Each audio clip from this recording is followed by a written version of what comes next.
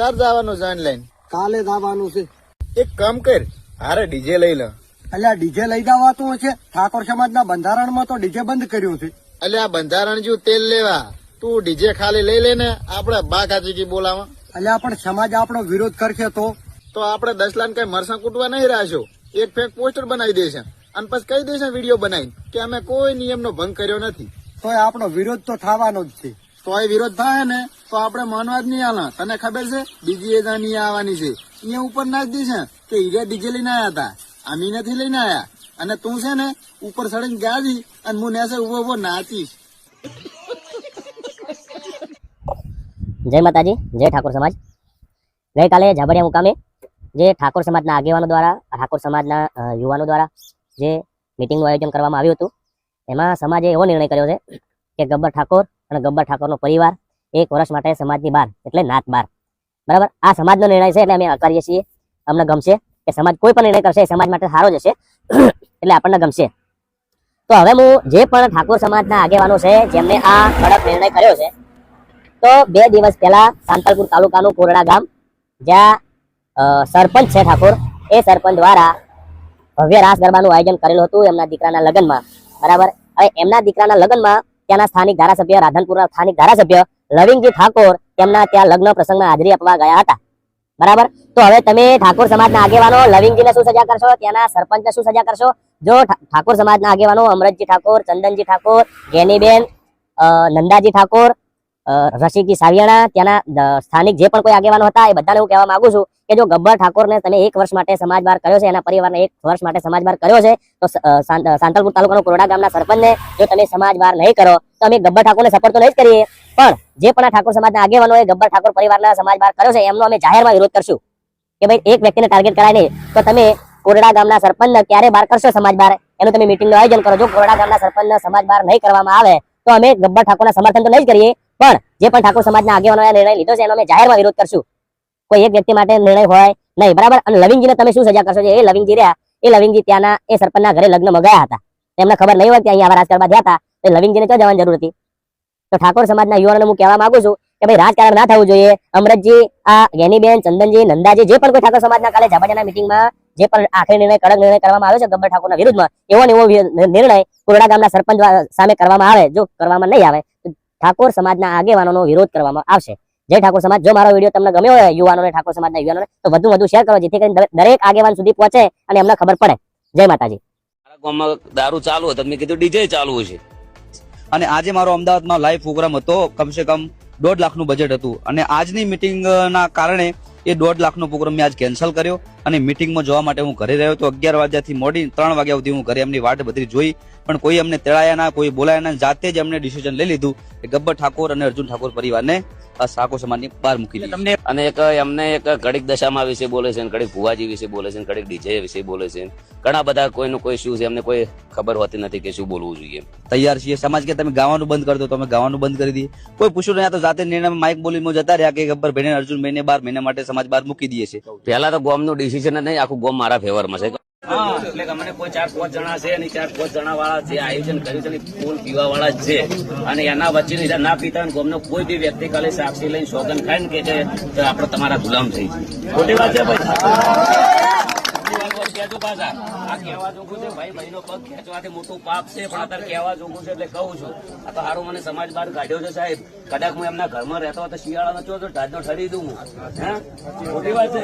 મારા 20 વર્ષની જે મહેનત છે, તમે સમાજના દીકરાનું જે રોજગારી છીનવો છો અને દબાવવાની વાત કરો છો. તમારે બંધો જ કરવો હોય તો બધા એક થઈને કોઈ બી એક પક્ષમાં બેહો.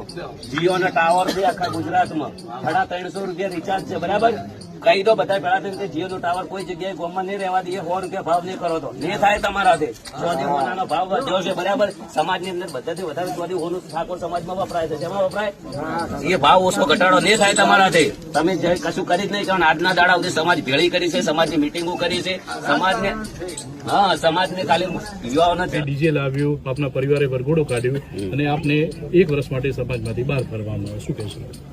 ઓલરેડી પ્રોગ્રામ બધી જગ્યાએ ચાલુ જ છે. 3 જિલ્લા માટેનું બંધારણ છે. બંધારણ હોવું જોઈએ તો આખી સમાજ માટે આખા ગુજરાતમાં હોવું જોઈએ. બધી જગ્યાએ ઠાકોર સમાજ છે.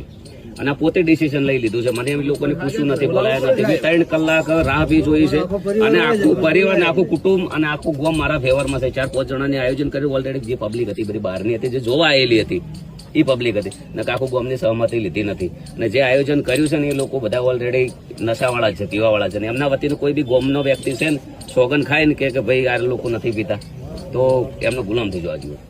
આગળનું પગલું શું રહેશે? હવે તમને 1 વર્ષ માટે સમાજ બહાર કર્યા છે અને અનફોલો કરવાની પણ વાત કરી છે કે જે ગબ્બર ઠાકોર, અર્જુન ઠાકોરને જે ફોલો કરતા હોય સોશિયલ મીડિયામાં એમને પણ અનફોલો કરવા જોઈએ. એ પોતપોતાનો જે અનફોલો કરે એમનો નિર્ણય છે. એમને ખબર છે ગબ્બર ઠાકોર સાચો છે તો નહીં કરે. માફ કરી દીધા હોત તો ન ચાલો. આપ દાખલો બેસાડવો શું જરૂરી હતું? દાખલો બેસાડવો જરૂર એટલે છે કે માફ કર્યો એટલે તો ફરી વાર એવું થાય કે આજે એમને કર્યું છે, ચલો સમાજ માફ કરે છે, ફરી વાર બીજા કોઈ ભાઈ પણ આવી ભૂલ કરી શકે. ગામ કેના ફેવરમાં છે? આપણે કોઈને પૂછ્યું 3 વાગ્યા સુધી આપણે રાહ જોઈ. મારો પ્રોગ્રામ હતો તો છતાં કેન્સલ કરીને અમે વાટ જોઈ, પણ અમને કોઈ બોલાયા નથી. અમારા ગામમાં કોઈ મીટિંગ પહેલા થઈ નથી અને બંધારણનું અમને કોઈ કીધું નથી. ઓલરેડી અમે મીટિંગ કરવા જ્યાં હતા કે અમારે ભાઈ અમારા જે આયોજક હતા પણ એમનું કોઈ માન્યું નતું અને આ પોતે ડિસિઝન લઈ લીધું છે અમને. બરાબર, એક વખત કાયદો હોય તો કોર્ટ બી પૂછે છે કે ભાઈ આરોપીને તારો ગુનો તને કબૂલ છે? આ પૂછવામાં આવે છે. કદાચ કોમના નિયમમાં સારું ફોસીની સજા નહીં ને કાં તો મારે મરવું પડો યાર. આ તો સારું છે કે એના ઘરમાં હું નહીં રહેતો, શિયાળાનો ઢાઢનો ડરી જો. પોતે ડિસિઝન લઈ લેવું, પોતે બોલવું. એમને ખબર નહીં કે શું કરવું શું ના કરવું એમ. અને જે 4-5 જણા છે એ ગોમના છે, એ લોકોને ખાસ કરીને મને નેચું દેખાડવાની વાત કરી છે અને એ લોકોને આયોજન કર્યું છે. આખું ગોમ કેના ફેવરમાં છે ભાઈ? આજે અમે 3 વાગ્યા સુધી બેઠા છે. અમારા વડીલો, અમારા કાકા, અમારું કુટુંબ બધું. અમે પણ અમે જોરદાર મીટિંગ કરવાના છીએ.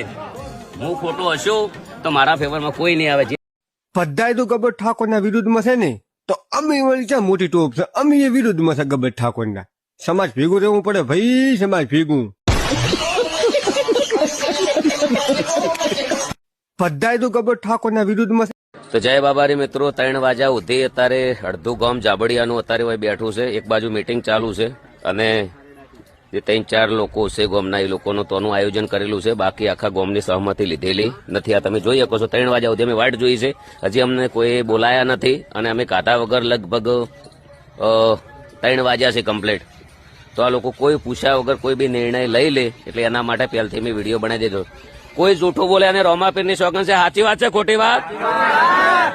સાચી વાત છે ખોટી વાત? આપણાને કોઈ પૂછ્યું છે? આપણા ગામમાં કોઈ મીટિંગ થઈ છે? બરાબર, આપણા લગ્ન હતો કોઈ આપણને કહેવા આવ્યું? તો આ સત્ય છે અને આ જ વિડીયો છે. જો 11 વાગ્યાથી અહીંયા 3 વાગ્યા સુધી બેઠા, હા. હજી સુધી મેસેજ આવ્યો નથી. બસ આ વસ્તુ છે. અને જે મંડપ બોધેલો છે ને એ જગ્યા છે ભાઈ, મંડપ બોધ્યો એ હા આ છે. જો જય બાબા. સમાજે નિર્ણય કરી પોતાનું ડિસિઝન છે અને ઓલરેડી આખી જિંદગી સમાજ માટે આલી મીટિંગો જ્યાં સાઉન્ડ લગાયા, લોકોને રિધમ લગાવી અને પૂછ્યા વગર ડાયરેક્ટ સમાજ બહારની વાત કરી દીધી છે એમને લોકોને. પહેલા અમારા ગામમાં કોઈ મીટિંગ કે એવું થયું નથી. કલાકારોને, સાઉન્ડ વાળા, રિધમ વાળાને ખૂબ ખાસ દિલથી અપીલ કરું છું કે બહુ જાગૃત રહેજો, બધા એકતા રાખજો ને એકતા કરજો. નકે કાલે તમને પણ આ પોઝિશન જો કે તમે દિલથી સપોર્ટ કર્યો છે નેતાઓને, દરેક જગ્યાએ તમે સપોર્ટ કરીને એમનું પરિણામ તમે સાઉન્ડ રિધમ બધી જગ્યાએ મળ્યું છે. 10 થી 15, 20 હજારની રોજગારી અત્યારે છીનવી લીધી છે. એમને ખબર નથી કે લોને ઉપર ગાડીઓ, લોને ઉપર સાઉન્ડ, એમની વેદના એમને કોઈ જોણી નથી. અને આના અંદર મારી કોઈ ભૂલ નથી કે અમારા ગામમાં કોઈ મીટિંગ, અમારા ગામમાં દારૂ ચાલુ હતો, મેં કીધું ડીજે ચાલુ છે બરાબર. અને ડીજેમાં આપણે પત્રિકા ઓછી છે, એના અંદર એવું હતું કે જોનમાં ના લઈ જાવ અને 15,000 રૂપિયા આપણે લંઘાવાળા ના લેલા છે. અને ઓલરેડી આખું ગામ આપણા ફેવરમાં છે. ગામનું કોઈ ડિસિઝન લીધું નથી. એટલે ગામ ક્યાંના ફેવરમાં?